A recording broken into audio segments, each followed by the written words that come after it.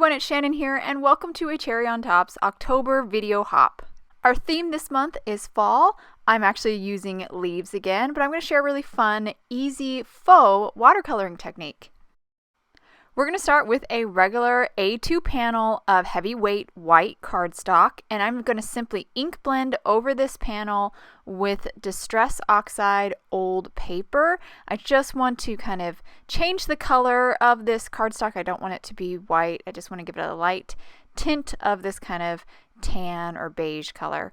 Once I finish ink blending the whole entire panel, I'm now ready to do my watercoloring technique. My stamp set I'm using today is this really beautiful two-step leaf stamp set from Waffle Flower Crafts.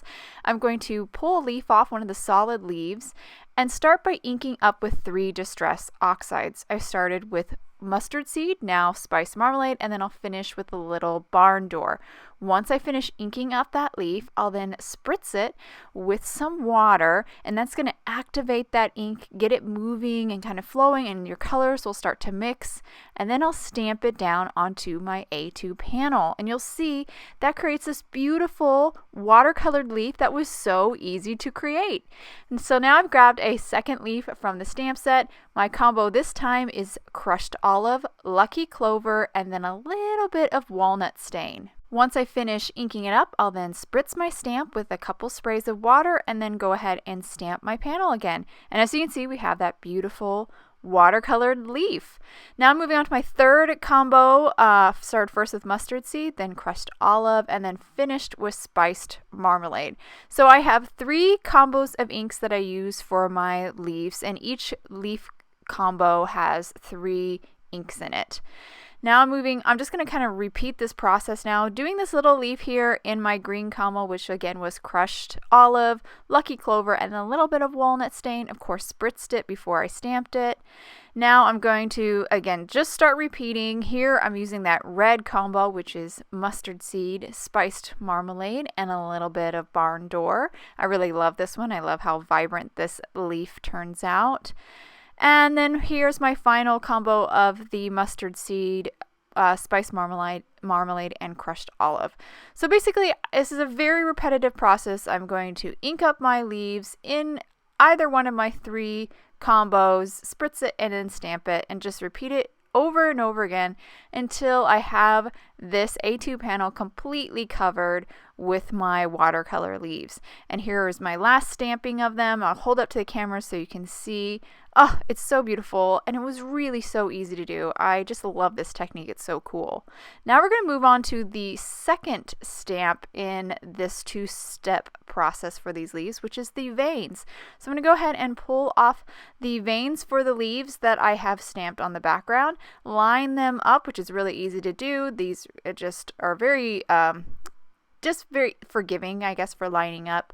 Once I get them lined up, I'll pick them up with my MISTI, and then I'm going to ink them up in some walnut stain.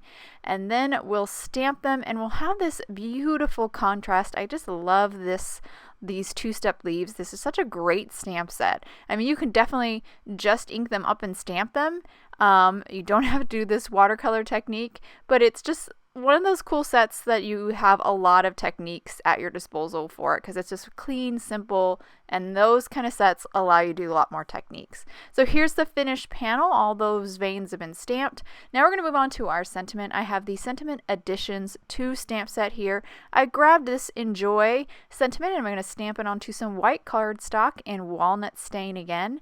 There is a coordinating die set, so I'm going to grab the die for my sentiment and go ahead and die cut that out. I think this is a really beautiful little sentiment. Kind of matches the line quality in the veins of the leaves, so I think it just goes together really well.